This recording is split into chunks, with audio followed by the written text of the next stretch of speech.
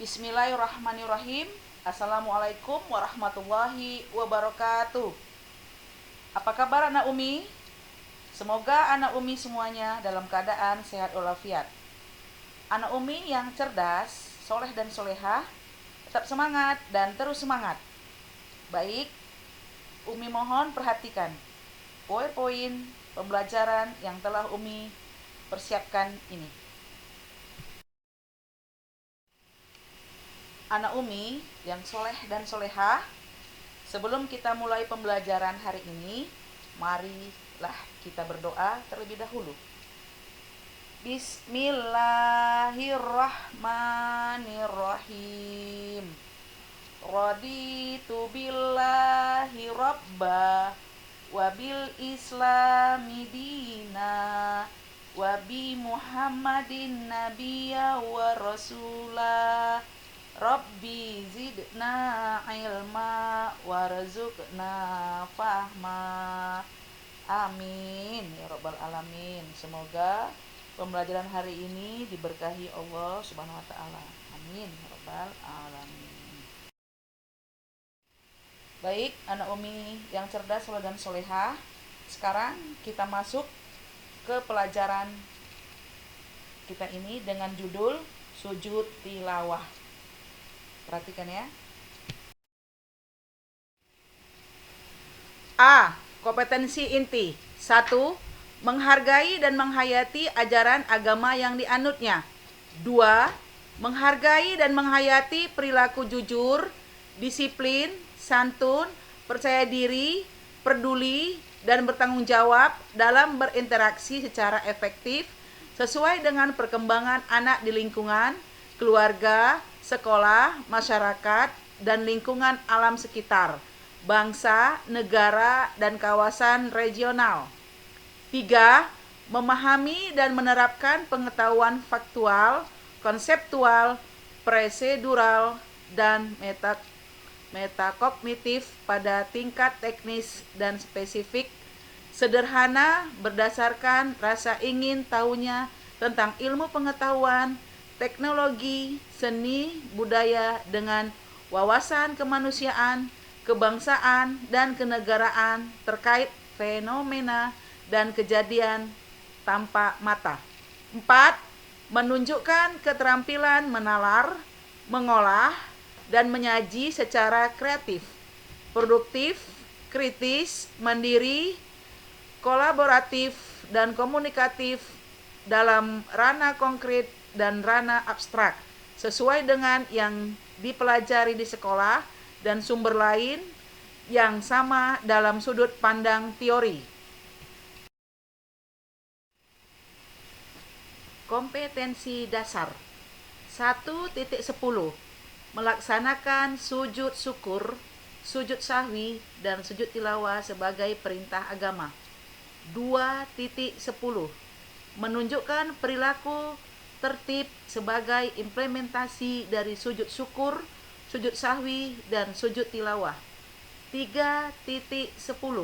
Memahami tata cara sujud syukur, sujud sahwi, dan sujud tilawah. 4.10. Mempraktikkan sujud syukur, sujud sahwi, dan sujud tilawah. Indikator pencapaian kompetensi 1.11. Membiasakan melaksanakan sujud tilawah sebagai perintah agama. 2.10. 1. Membiasakan perilaku tertib dan disiplin sebagai implementasi dari sujud tilawah. 2.12. Membiasakan perilaku rendah hati sebagai implementasi dari sujud tilawah. 3.11. Mendefinisikan pengertian sujud tilawah. 3.12. Menyebutkan dasar hukum dan dalil sujud tilawah. 3.13. Menjelaskan syarat dan rukun sujud tilawah. 3.14.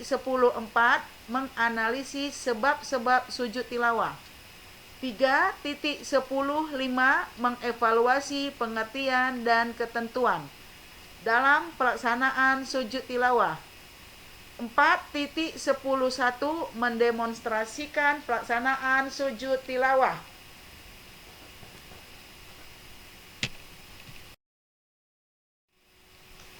Tujuan pembelajaran.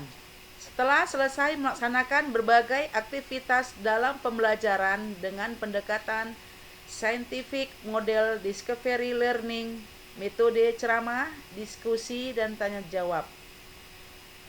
1.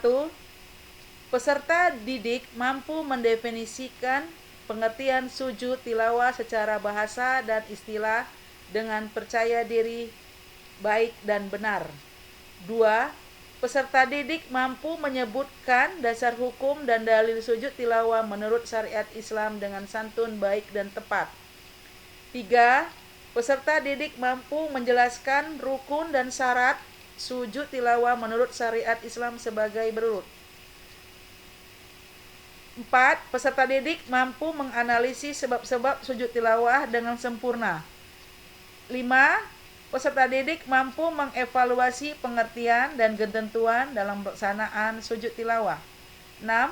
Peserta didik mampu mendemonstrasikan pelaksanaan sujud tilawah dengan tertib dan teratur di musola.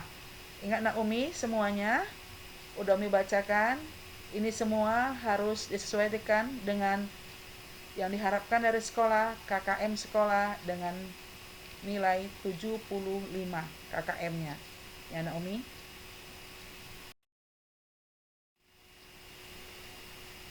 Anak Umi yang soleh dan soleha, sekarang kita masuki materinya tentang pengertian sujud tilawah dan hukumnya. Sujud tilawah adalah bentuk sujud ketika mendengar atau membaca salah satu penggalan ayat sajadah dari kitab suci Al-Quran. Adapun hukum sujud tilawah, hukum melaksanakan sujud tilawah adalah sunnah. Dalam hadis Rasulullah SAW bersabda, An ibni Umar annan nabiyya sallallahu alaihi wasallam idza kana yaqra'u alainal qur'ana fa idza marra bisajadati kabbara wa sajadna ma'ahu. Yang artinya diriwayatkan dari Ibnu Umar radhiyallahu anhu, ia berkata, pernah Nabi Muhammad SAW membacakan Al-Quran atas kami, maka apabila sampai kepada ayat sajadah, beliau bertakbir dan sujud. Dan kami pun sujud bersama beliau. Hadis riwayat Abu Daud.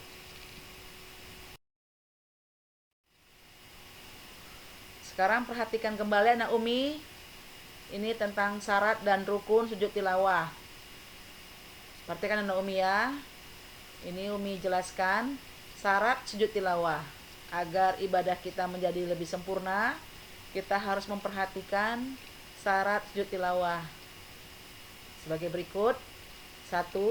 Suci dari hadas dan najis. Kita pastikan kita sudah bersih, sudah suci karena kita mau beribadah menghadap Allah. Lebih dahulu kita berwudu dahulu. Selanjutnya yang kedua, menghadap kiblat.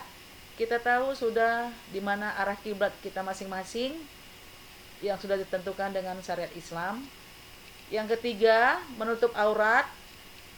Kita sudah tahu aurat laki-laki dari pusat sampai bawah lutut, dan aurat perempuan kita sudah mengetahui yang perempuan ya, itu seluruh tubuh kita kecuali muka dan 2 telapak tangannya. Selanjutnya keempat, setelah membaca dan mendengar ayat sajadah, kita langsung sujud tilawah. Itu kalau kita baca atau mendengar dalam keadaan kita tidak sengaja, kita harus sujud tilawah. Selanjutnya, perhatikan Umi, kita masuk mengenai rukun sujud tilawah. Rukun sujud tilawah yang pertama, berniat. Niatnya itu nawaitu sujuda tilawah sunatan lillahi ta'ala. Yang kedua, takbiratul ihram. Yang ketiga, sujud. Kita membaca doa sujudnya di situ yang nanti kita pelajarin bacaan sujudnya. Sajada wajhi lillazi halaqahu wa saqqa sam'ahu wa basarahu bihaulihi wa quwatihi. Selanjutnya duduk setelah sujud. Kemudian kita salam, yang diwajibkan salamnya ke kanan, baru kemudian ke kiri disunahkan. Ini anak Umi jelaskan di sini mengenai rukun sujud tilawahnya. Anak Umi mohon diperhatikan dan diingat apa yang udah Umi jelaskan.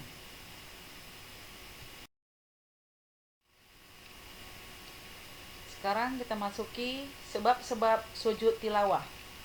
Sebab-sebab seseorang melakukan sujud tilawah adalah membaca ayat sajadah atau mendengarkan orang lain membaca ayat sajadah. Sujud tilawah dilakukan di dalam dan juga di luar sholat. Contoh di luar sholat ketika sedang membaca Al-Quran. Ini contohnya ya anak Umi ya. Ini dalam keadaan dia baca Al-Quran tadinya, setelah dia mendapati ayat sajadah, maka dia berhenti sebentar, kemudian dia angkat takbir tadi seperti yang Umi jelaskan tadi, bagaimana syaratnya ataupun rukunnya. Angkat takbir, kemudian dia baca niat, terus dia langsung sujud. Setelah kemudian sujud, duduk, itu dia salam, nanti boleh dia lanjutkan baca Al-Quran ataupun dia tutup baca Al-Qurannya. Ini dia contoh yang perhatikan Nona Umi ini yang ada gambar lagi sujud ini, orang ini sedang baca Al-Quran. Dia Nona Umi kalau nanti baca Al-Quran ada terdapat tanda seperti tanda panah seperti sujud itu, kita berhenti sebentar, kita langsung sujud tilawah. Gunanya kita nanti biar kalau kita sujud tilawah itu setan pada menangis, pada menjerit, dan pada kesakitan. Itulah gunanya. Ini mohon dibiasakan kita sujud tilawah.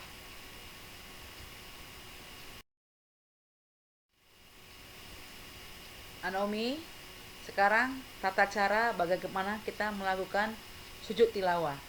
Tadi sudah Umi bilangkan, cara melakukan sujud tilawah tadi ada dua cara. Yang pertama dalam sholat dan di luar sholat. Sekarang menjelaskan kembali lagi cara melakukan sujud tilawah.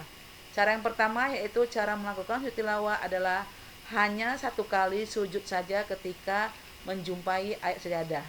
Untuk lebih jelas, Umi jelaskan di sini sebagai berikut. Ini mengenai sujud tilawah ketika kita lagi dalam keadaan sholat. Sujud tilawah ketika sholat, ketika membaca surah sajadah,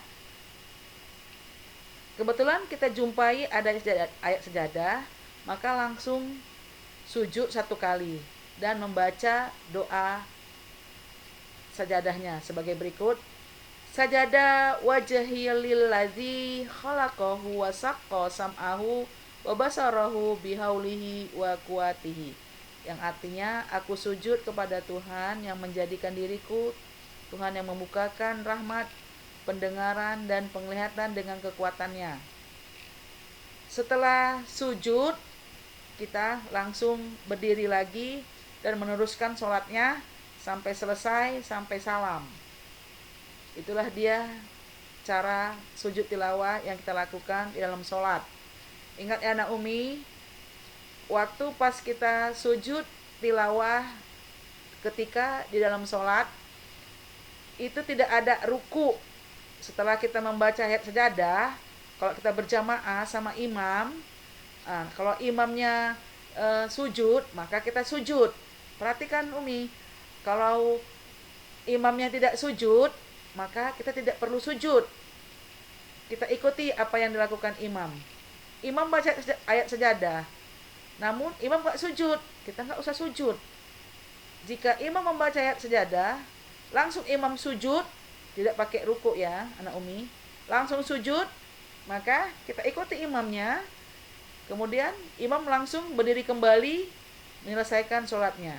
Begitu ya anak umi ya, kalau kita sedang berjamaah. Tapi kalau kita sendiri, ya terserah kita mau kita sujud ataupun enggak. Sekarang kita masuki sujud tilawah yang di luar sholat. Tadi udah Umi jelaskan, tadi contoh ada di atas tadi. Itu contohnya tadi pada saat dia membaca Al-Quran. Dia dapat menjumpai ayat sajadah salah satunya. Langsung dia berhenti baca Qurannya. Kemudian dia sujud tilawah. Inilah dia sujud tilawah di luar sholat. Cara pelaksanaannya yang di luar sholat, satu niat, takbiratul ihram, sujud, dan salam. Itu udah menjelaskan tadi di atas. Itu tadi berarti yang atas tadi sujud tilawah yang di luar sholat. Kan sudah menjelaskan ya.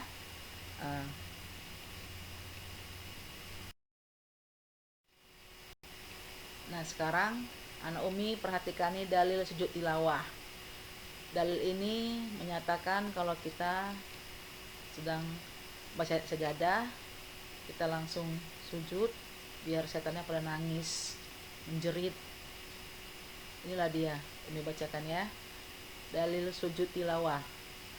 An Abi Hurairah qala Nabiyyu sallallahu alaihi wasallam, idza qara'a banu adama sajadata fasajada i'tazala syaitanu yabki yaqulu ya wailata umira banu adama bisujudi fasajada falahul jannata wa umirtu bisujudi fa asaitu falinnar, rawahul Muslim.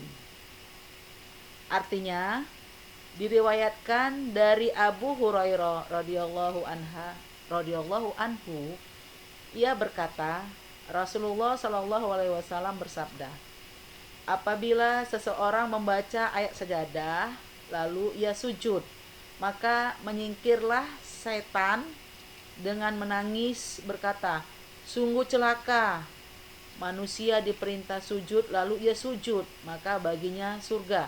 Sedangkan aku diperintah sujud tetapi aku membangkang, maka bagiku neraka. Hadis riwayat Ahmad, Muslim, dan Ibnu Majah. Itulah hadis yang menyatakan kita untuk sujud tilawah. Anak umi mohon sering-sering sujud ya anak umi ya, biar setan pada lari. Dan di badan kalian gak punya setan. Dengar anak umi? Ya, insya Allah ya anak umi ya.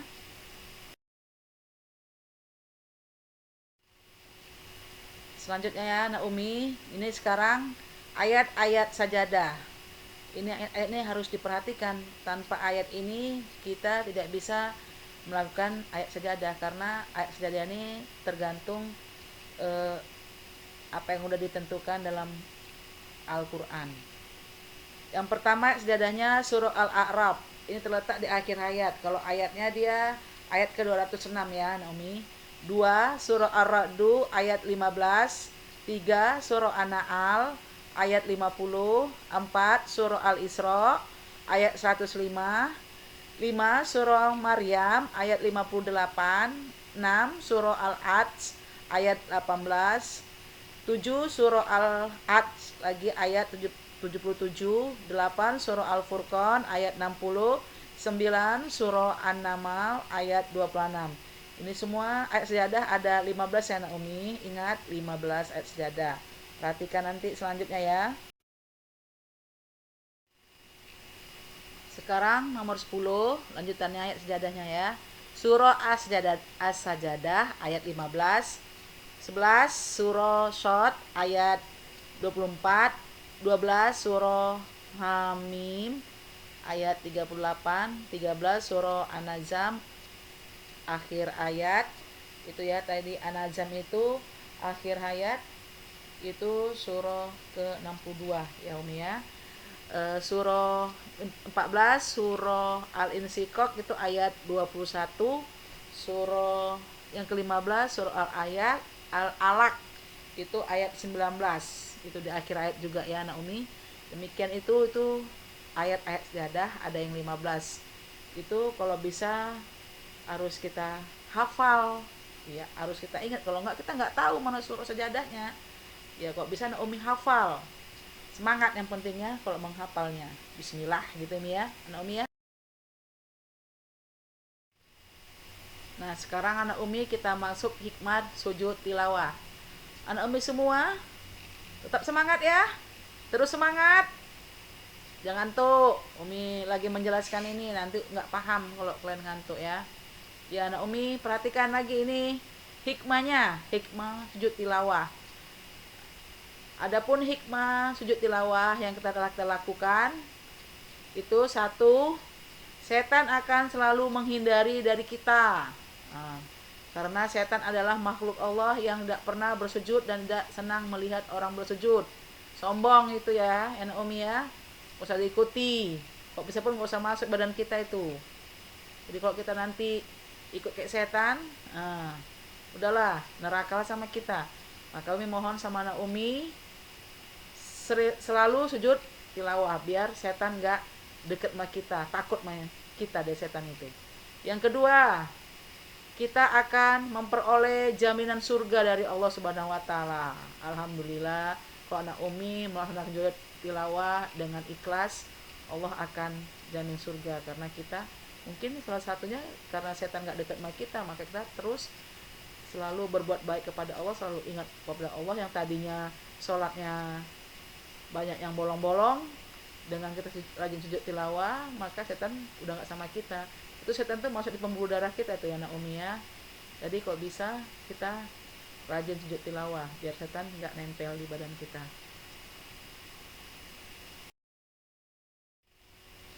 Ini sekarang perhatikan, ini ada gambar ini lagi sujud sendirian nih berjamaah.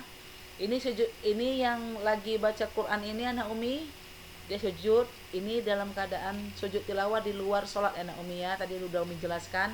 Yang ini sebelahnya lagi rame-rame sujud, ini berjamaah, ini lagi sholat berjamaah, ini di dalam sholat. Pada mereka sujud berarti imamnya sujud. Umi ingatkan sekali lagi, kalau kita berjamaah, kalau kita mau melakukan sujud tilawah, perhatikan anak Umi, kalau imamnya sujud, kan imam baca ayat sajadah, imam sujud. Nah, kemudian kita ikut sujud. Kalau imam nggak sujud, jangan sujud. Ya ikuti apa yang dilaksanakan imam. Kalau yang ini yang baca Quran ini, kalau kita baca Quran sendirian, kalau kita baca Quran dalam keadaan duduk, nah, kita sujud tilawahnya dalam keadaan duduk aja. Kalau kita dalam keadaan baca Quran mungkin dalam baca Quran dalam keadaan berdiri, maka kita sujud tilawahnya kita dalam keadaan berdiri, anak Umi ya. Ya, perhatikan. Oke.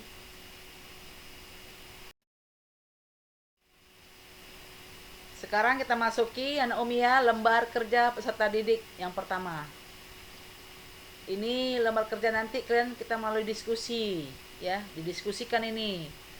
Apa saja yang menyebabkan disunahkan untuk melaksanakan sujud tilawah. Nanti udah dibagi kelompok nanti ya. Nanti kita bagi kelompok, berapa kelompok, nanti Umi kasih tahu siapa aja nama-nama kelompoknya. Ini yang pertama ya.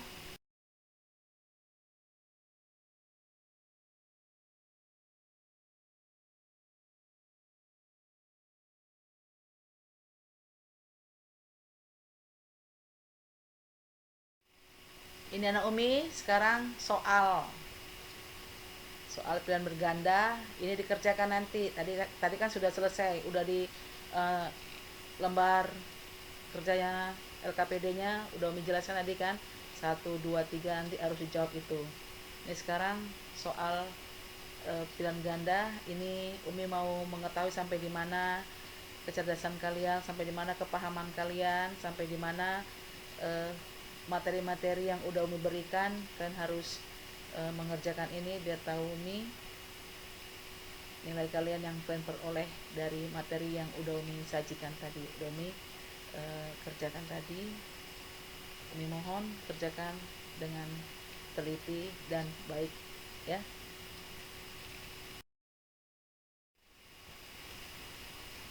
Nah sekarang sudah selesai materi yang Umi sajikan. Umi berikan sudah selesai materinya dari pertama tadi sampai udah terakhir ini. Sekarang kita mau doa sudah belajar. Ingat nak Umi, tadi udah selesai semuanya, udah dilaksanakan LKPD-nya dan ujian pilihan bergandanya. Sekarang kita doa, tapi sebelumnya kita sama-sama baca surah Al-Asriyah. Bismillahirrahmanirrahim. Wal 'asri innal insana lafil husr illal ladzina amanu wa 'amilus solihati wa tawasau bil haqq wa tawasau bis sabr. Shadaqallahul azim. Demikian tadi doa surah Al-Isra yang sudah kita baca seperti biasanya. Dan ini doa sudah belajar, kita ucapkan juga dengan baca hamdalah, alhamdulillahirabbil alamin.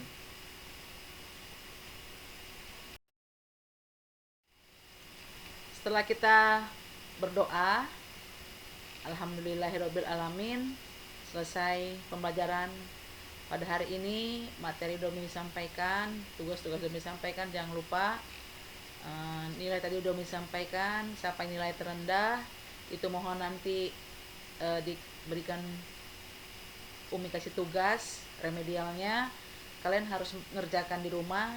Minggu depan kasih sama Umi bawa kembali tugasnya ngeremedial. Tadi Umi udah sebutkan siapa nama-namanya. Umi mohon sama anak Umi yang nilai juga tertinggi, jangan sombong, tetap semangat dan terus semangat, jangan malas belajar. Perhatikan juga kesehatan kalian, jangan lupa selalu menjaga protokol kesehatan. Anak Umi mohon maaf Umi jika ada salah-salah kata Umi, baik Umi sengaja ataupun Umi tidak sengaja. Umi mohon maaf, beribu kali maaf. Dan Umi tutup dengan baca Assalamualaikum warahmatullahi wabarakatuh. Terima kasih anak Umi.